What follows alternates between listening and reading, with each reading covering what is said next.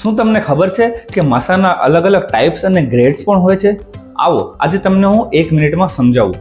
મસાના મુખ્યત્વે 2 પ્રકાર હોય છે. એક હોય છે એક્સટર્નલ પાઇલ્સ અને એક હોય છે ઇન્ટરનલ પાઇલ્સ. જે ઇન્ટરનલ પાઇલ્સ છે એ એનસની અંદરની બાજુ હોય છે, તે પેનલેસ હોય છે પણ બ્લીડ કરે છે. જે એક્સટર્નલ પાઇલ્સ છે એ બહારની બાજુ સ્કિન ઉપર હોય છે અને તે ઘણીવાર દુખાવો પણ કરે છે.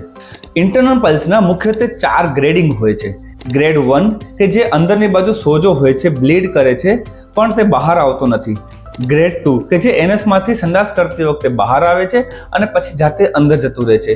ગ્રેડ 3 માં મસા બહાર આવે છે પણ તે જાતે અંદર જતા નથી, તેને અંદર પુશ કરવા પડે છે ફિંગર વડે. ગ્રેડ 4 માં મસા બહાર આવે છે અને તે અંદર જતા નથી, તે બહાર જ રહે છે.